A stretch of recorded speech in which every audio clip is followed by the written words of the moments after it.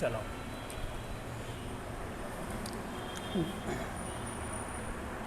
પહેલાં વટાવેલી હુંડીઓ પરનું વળતર ક્યાં આવશે? બોલો. વટાવેલી હુંડીઓ પરનું વળતર એનું શું થશે? વટાવેલી હુંડી પરનું વળતર કોને કહેવાય ખબર છે ને બધાને? હાલો, સ્વાધ્યાયનો 11મો દાખલો, પેજ નંબર 159. પહેલો હવાલો છે વટાવેલી હુંડી પર વળતર. ચલો, ક્યાં શું કરશો આ વટાવેલી હુંડી પર વળતરનો?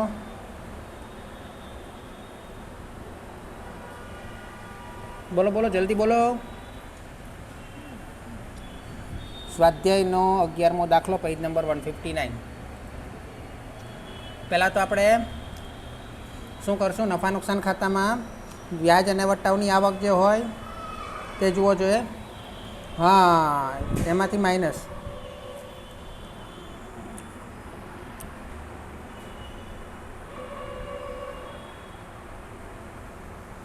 બોલો, વ્યાજ અને વટાવ ખાતે કેટલા છે? 54,20,000. ચલો, વટાવેલી હુંડી પર વળતર કેટલું છે? 7,500. ચલો, બાદ કરો જોઈએ. બાદ કરો જોઈએ. 54,12,500. ચલો, હવે વટાવેલી હુંડી પર વળતરની બીજી અસર થશે કે નહીં થશે? મૂડી દેવામાં કઈ જગ્યાએ લખો? મૂડી દેવામાં કઈ બાજુ લખો? અન્ય જવાબદારી. બરાબર છે. કયો નંબર છે? 10 નંબર. ચલો, વટાવેલી, 1 મિનિટ, ગુજરાતી કરવાનું રહી. બોલો, વટાવેલી હુંડી પર વળતર. શા માટે આવું કરીએ ખબર છે ને બધાને? શા માટે આ બે જગ્યાએ એન્ટ્રી કરીએ ખબર છે ને? વટાવેલી હુંડી પર વળતર શું છે ખબર છે ને બધાને? જેને નહીં ખબર હોય તે બોલો.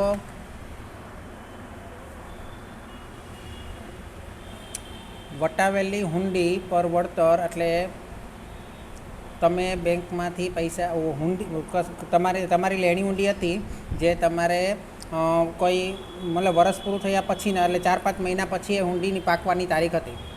બરાબર છે? એ હુંડી તમે આજે વટાવી. હે, બેંકવાળા માટે વટાવેલી હુંડી કહેવાય. હે ને? હવે એનું ડિસ્કાઉન્ટ એટલે કે વટાવ એ લોકોએ સમજી લો કે 400 રૂપિયા કાપ્યો અને બાકીના પૈસા તમને આપ્યા. બેંક માટે નફો કહેવાય, આવક કહેવાય. બરાબર? હવે 400 આવક ખરી, પણ એમાંથી જે તારીખે પાકું સરવૈયું બને એ તારીખ પહેલાંનો સમય અને એ તારીખ પછીનો સમય.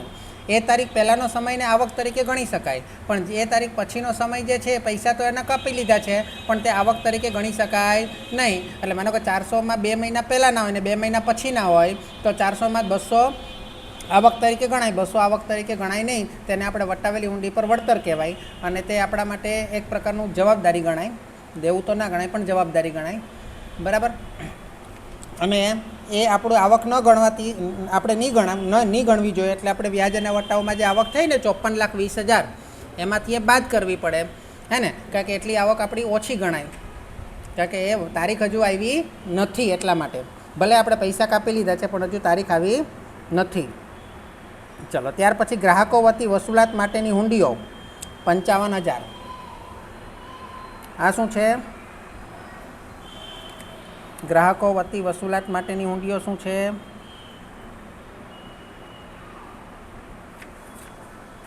બોલો બોલો, ક્યાં લખશો?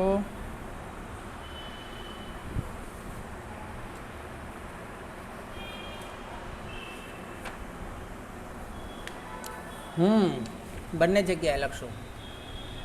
બરાબર? વસૂલાત માટેની હુંડીઓ, અહીંયા વસૂલાત માટેની હુંડીઓ 6 નંબરમાં મૂડી દેવા બાજુ કેટલા રકમ? 55,000. આપણા માટે દેવું પણ ખરું અને લેણું પણ ખરું, અથવા તો બેમાંથી એક પણ નહીં ગણો. ચાલો, ત્યાર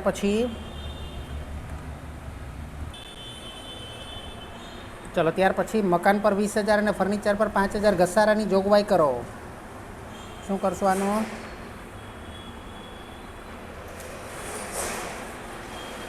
ઘસારો ક્યાં લખાશે? નફા નુકસાનમાં. અને ઘસારા ભંડોળ આપેલું હશે ને? પહેલાંમાં ઘસારા ભંડોળ અલગ આપેલું હશે. દેખાય છે તમને?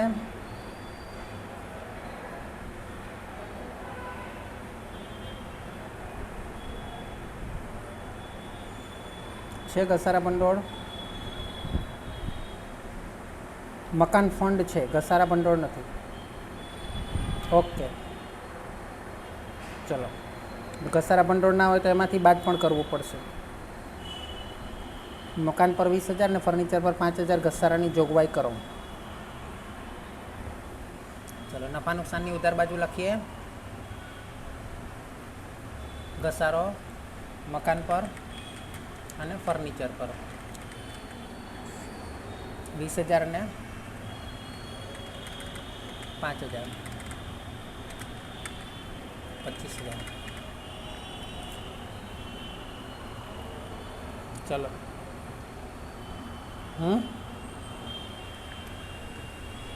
ઉપર નીચે છે? ઓકે, કોઈ નહીં. 5,000 અહીં લખી દો અને 20,000 અહીં લખી દો. ચલો, બીજી એન્ટ્રી ક્યાં થશે? મકાન બાદ ઘસારો. મકાન દેખાય છે 4 લાખ, પણ ઘસારા ફંડ નથી એટલે બાદ કરશું ને. કેટલો છે મકાન પર? 20,000. ચાલો. ફર્નિચર કેટલા છે? 75,000. બાદ ઘસારો કેટલો છે?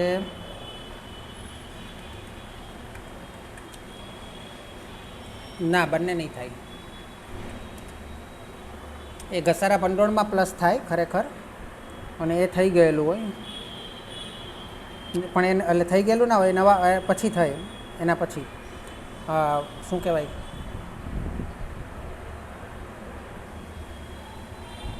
ઘસારા ભંડોળ માઇનસ ઘસારા ભંડોળ આપણે અલગ લખીએ ને.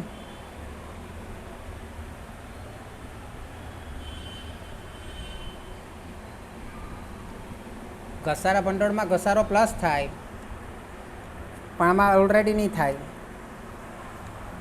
આની અંદર જે રકમ આપી હોય ને એ ડાયરેક્ટ આપણે અહીંયા લખવાની. ઘસારા ભંડોળ જે આપેલું હોય ને તે.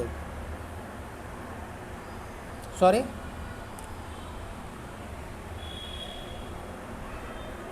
મકાન ફંડ તો આપણું જૂનું છે, એ તો આપણે પહેલાંમાં લખવાનું અનામતમાં.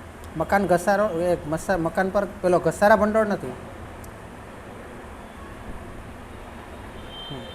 ચોખ્ખા નફાના 25% કાયદેસર અનામત ખાતે અને 18% શિક્ષણ ફંડ ખાતે લઈ જવાના છે. તો આપણે છેલ્લે લઈ જઈ શકશું.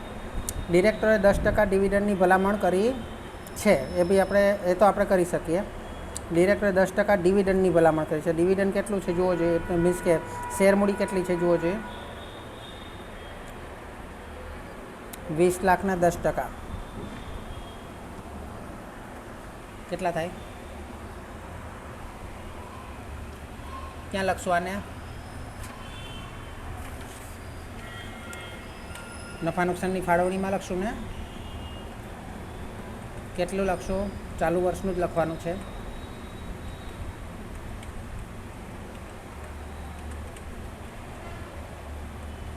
બોલો. સૂચિત ડિવિડન્ડ 20,000. ચલો, ત્યાર પછી પાછળ હવાલો નથી ને? ઓકે. અરે 20 લાખ છે તો 2 લાખ થશે ને. પછી પહેલેથી લખતા જઈએ. ડિરેક્ટરોની ફી ક્યાં આવશે? ડિરેક્ટરોની ફી નફા નુકસાનની ઉધાર બાજુ. બોલો કેટલી છે? 10,000. પછી ઓડિટ ફી કેટલી છે? 2,000. પછી ફર્નિચર એ તો આવી ગયું. પછી તાર ટપાલ ખર્ચ છે આમાં? તાર ટપાલ ખર્ચ લખેલો છે? નથી લખેલો.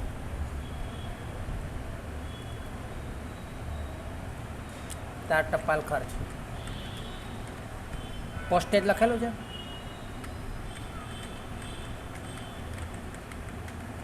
કેટલો છે તાર ટપાલ ખર્ચ? 3000. સ્ટેશનરી છપામણી છે કેટલી છે? 7000. તાર ટપાલ ખર્ચની નીચે 17000 નહીં 7000. પછી ભાડું કર વેરા 17000 છે. આમાં અહીંયા છે કરવેરા ને વીમો, એની અંદર લખી દે ભાડું કરવેરા કેટલો છે? 17000. પછી પ્રોવિડન્ટ ફંડમાં ફાળો, આ ક્યાં લખશો?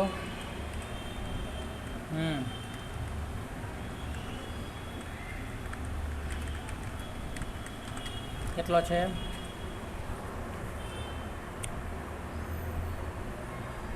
20000. પછી પગાર 1,00,000. પછી કાનૂની ખર્ચ 3000. પછી રોકડ હાથ પર અને બેંકમાં, રિઝર્વ બેંકમાં ક્યાં આવશે? પાકાસરામાં, મિલકત બાજુ પહેલું. હા ને? કેટલા છે? 18,11,500. પછી અન્ય બેંકમાં રોકડ બીજામાં, એની નીચે 24 લાખ. પછી રોકાણો પડતર કિંમતે, રોકાણો પડતર કિંમત છે 17 લાખ, કંઈ આમે આપેલું નથી. પછી લોન, કેશ ક્રેડિટ અને ઓવરડ્રાફ્ટ, લોન, કેશ ક્રેડિટ અને ઓવરડ્રાફ્ટ ક્યાં આવશે? ધિરાણમાં.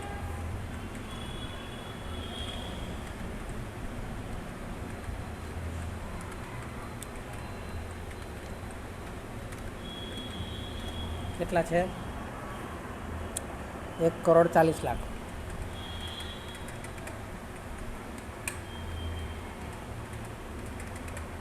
પછી વટાવેલી હુંડીઓ, વટાવેલી હુંડીઓ શું થશે?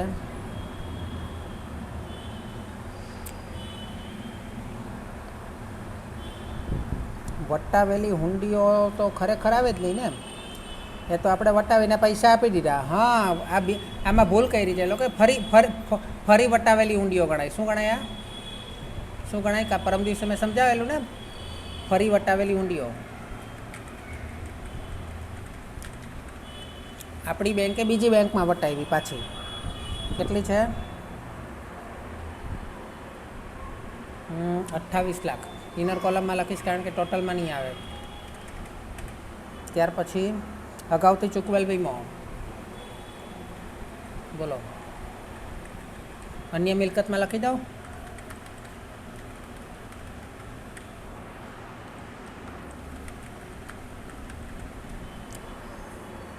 $1,000. પછી હાથ પર ટિકિટો,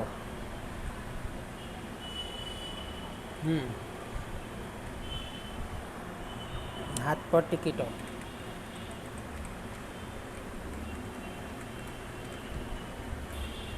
પછી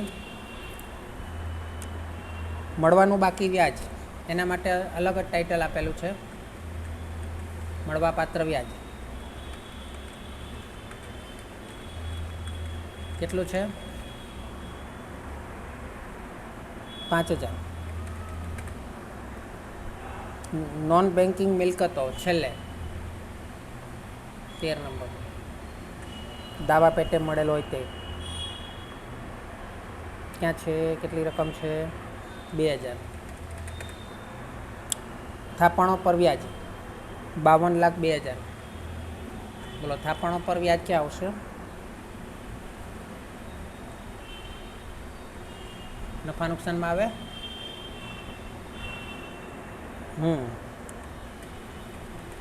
પછી અન્ય મિલકતો 1,50,000.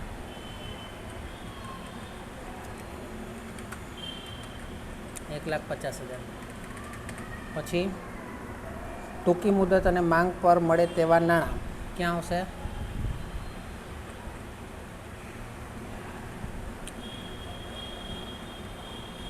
કોલ મની, નોટિસ મની કહેવાય છે ને. 1,41,000. ભરપાઈ થયેલી શેર મૂડી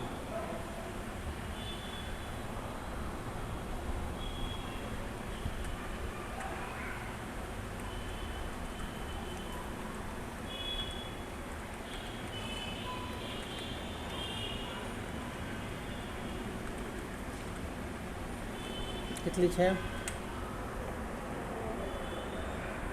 ભરપાઈ થયેલ શેર મૂડી 20 લાખ. પછી નફા નુકસાન ખાતું 1/4/2010 ક્યાં લખશો? શરૂઆતની બાકી છે, ક્યાં લખશો? નફા નુકસાનમાં જ લખશો. એની ફાળવણી બાકી ના, શરૂની બાકી લખશો 11 નંબરમાં. હવે જે આની અંદર એટલે એ અલગથી બનાવ્યું હોય તો કંઈ નહીં, એટલે શરૂની બાકી જે છે ને એ ગયા વર્ષની એ લખવાની. પછી જો આની અંદર તમને ગયા વર્ષની જોગવાઈ આપેલી હોય તો એ બાદ કરવાની. પછી ચાલુ વર્ષનો નફો એની અંદર પ્લસ કરવાનો. પણ જો આ શરૂની બાકીમાં જોગવાઈ નહીં આપેલી હોય તો સમજી લેવાનું કે જોગવાઈ બાદ થઈ ચૂકેલ છે. ઓકે, ચાલો. ત્યાર પછી ચાલુ ખાતાઓ 68,000 શું છે?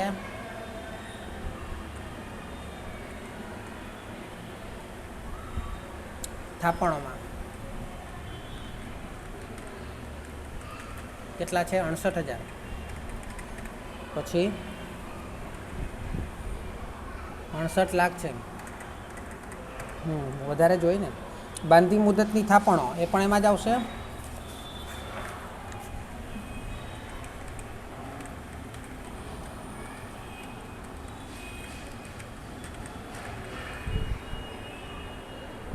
$78 લાખ. પછી બચત ખાતા 52,20,000. પછી વ્યાજ અને વટાવ એ તો આપણે નફા નુકસાનમાં લખાઈ ગયું. કમિશન, ઊંડિયામણ એ પણ નફા નુકસાનમાં જ આવશે. કમિશન અને દલાલી લખેલું છે. 2,40,000. પછી રોકાણ, અનામત, ભંડોળ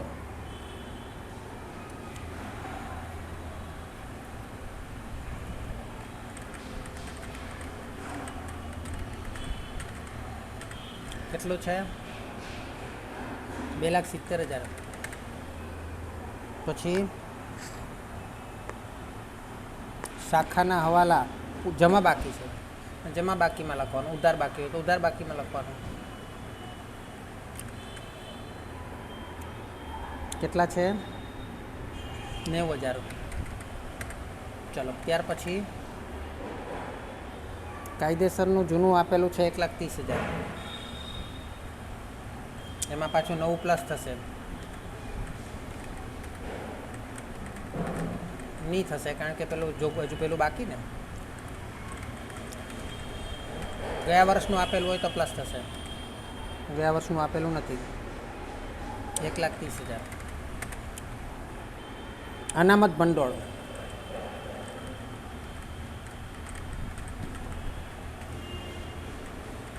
4 લાખ. પછી આકસ્મિક ભંડોળ 1 લાખ.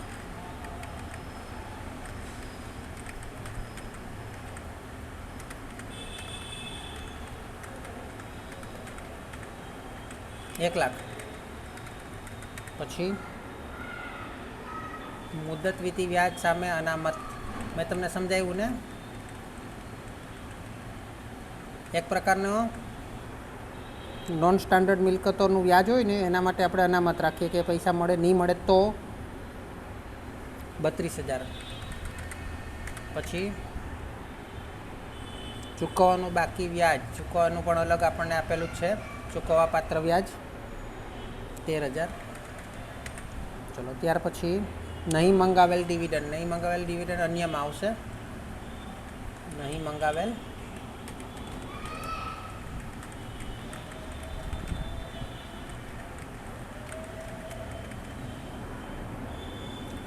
કેટલું છે? 4000. મકાન ફંડ 2,41,000.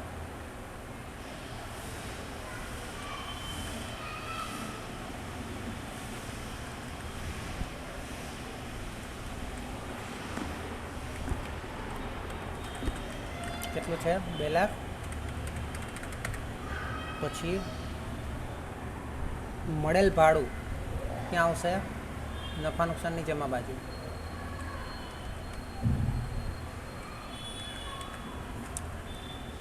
મળેલ ભાડું કેટલું છે? 10,300. ચાલો હવે નફા નુકસાન ખાતાનો ડિફરન્સ કાઢીએ.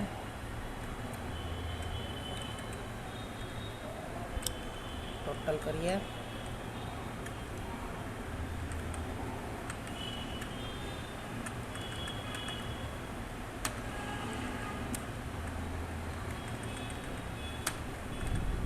ડિફરન્સ કાઢીએ.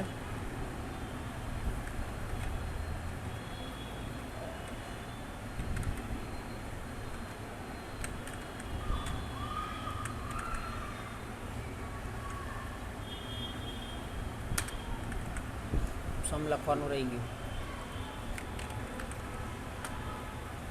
કેટલા આવે? 2,73,800 આવે છે નફો. બરાબર. હવે આ નફો ક્યાં લઈ જઈશું? 2 જગ્યાએ લખશો. એક તો ચાલુ વર્ષનો નફો ફાળવણીમાં લખશો 2,73,000 અને પાકા સરવાળામાં ચાલુ વર્ષનો નફો નફામાં શરૂની બાકીમાં પ્લસ કરશું. શરૂની બાકી કેટલી હતી આપણે લખ્યું તો નહીં? 80,000 પ્લસ ચાલુ વર્ષનો નફો.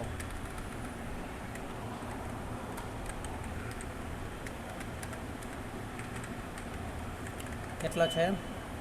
2,73,000. 2,73,800 છે, હે ને? ચલો 2,73,800. ચલો ત્યાર પછી હવે નફો આવી ગયો એટલે આપણે શું કરશું? કાનૂની અનામત ખાતે 25% અને 2.5% શિક્ષણ ફંડ ખાતે લઈ જવાના છે. કાનૂની અનામત ખાતે 25%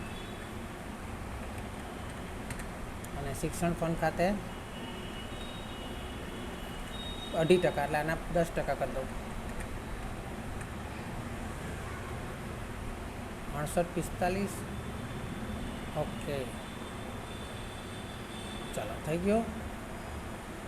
તો ડિવિડન્ડ તો લખેલું જ છે ને આપણે? કેટલા આવ્યા? 2,75,295. આમાંથી બાદ કરીએ.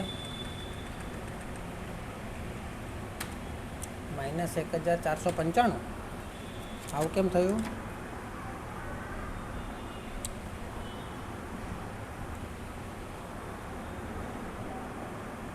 ચલો કંઈ નહીં, માઇનસમાં આવ્યું છે તો માઇનસમાં. હવે પાકા સરનો ટોટલ કરીએ.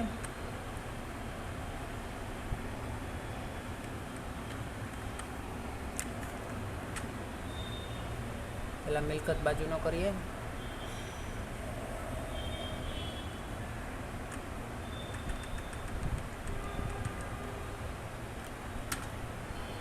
કેટલા આવ્યો? 2,07,16,300. આમાં 35,16,300 બતાવે છે. શું ભૂલ છે જોઈએ. આ બાજુ કેટલો આવે છે જોઈએ.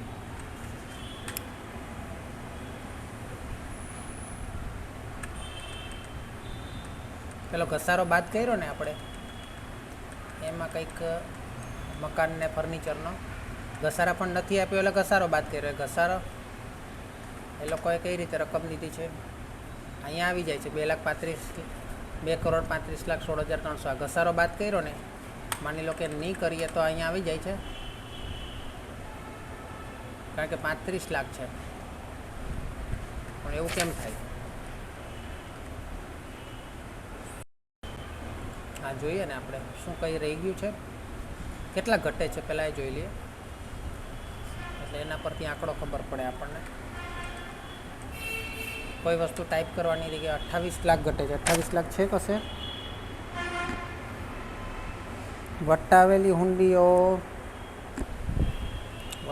હુંડીઓ તો ફરી વટાવેલી હુંડીઓ નથી, એ લોકોએ લખ્યું જ નથી ફરી વટાવેલી હુંડીઓ. પણ તો પછી વટાવેલી હુંડીઓ આપણા માટે મિલકત કઈ રીતે ગણાય? ના, પણ મિલકત ગણાય ને. સોરી મારી જ ભૂલ છે. ખાલી વટાવેલી હુંડી છે એટલે આપણે તો પૈસા આપી દીધા, આપણે પેલા લોકો પાસે લેવાના કે નહીં? જેની હુંડી પાકવાની છે એની પાસે લેવાના ને.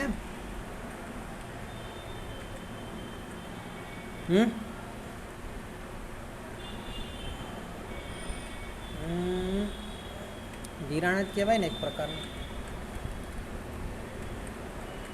ઘસારો તો બરાબર છે, મને એમ હવે ટોટલ આવી જશે 2,35,16,300. એટલે એ લોકોએ ફરી વટાવેલી ઊંડી નથી લખ્યું, વટાવેલી ઊંડી લખ્યું છે. પણ મેં જરા ભૂલ કરી. વટાવેલી ઊંડીઓ આપણા માટે મિલકત જ કહેવાય, કારણ કે આપણે તો પૈસા આપી દીધા. વસૂલાત માટેની ઊંડી નથી, બરાબર ને? ઓકે, દાખલો